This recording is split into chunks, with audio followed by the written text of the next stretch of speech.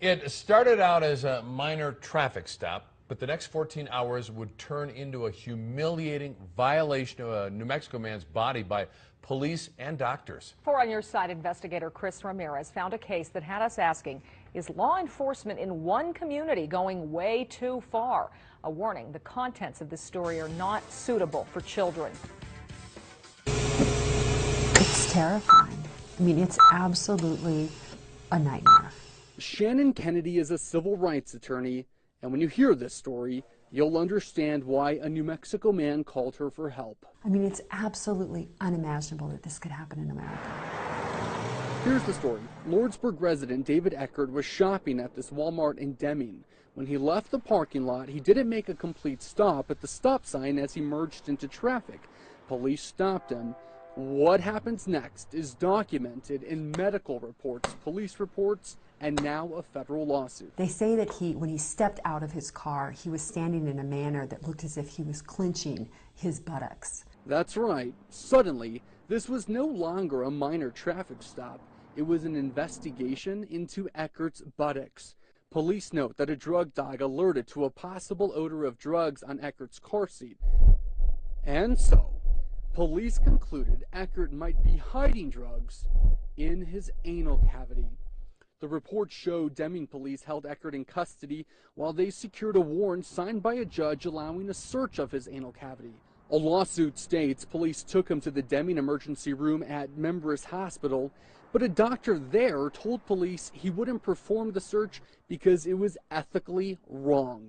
Next stop, the Gila Regional Medical Center in Silver City, where doctors there agreed to help. And here's where things go badly for Eckert, very badly. According to court records and medical charts, first, doctors x-rayed Eckert, then penetrated his rectum with their fingers, then performed another exam with their fingers.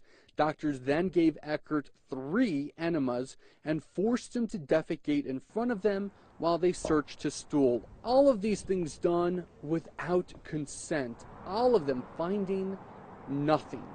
But it didn't stop there. Doctors performed a second x-ray. Then they sedated Eckert, prepared him for surgery, and performed a colonoscopy. This animation shows how far the scope goes as it travels through the anus, rectum, colon, and into the intestines. Eckert protested each medical procedure. The thought that they could do this to a man in our country is terrifying. I mean, our community should be outraged, and the public has a right to know about this so that they are aware when they're traveling through that part of our state to be careful and to be on guard. There's a line right here, and it's important because this line separates Luna County from Grant County. One more time, because it's important. Luna County, Grant County. It's important because this search warrant was only good in Luna County, but all those medical procedures happened over here in Grant County. We took all of this to the chief of Deming Police. In terms of just being able to sit down and just chat for a few minutes, would you have a couple of minutes right now to do that? No, sir. Anything pertaining to that specific case, we're going to refer you all to Tony Ortiz, our attorney in Santa Fe.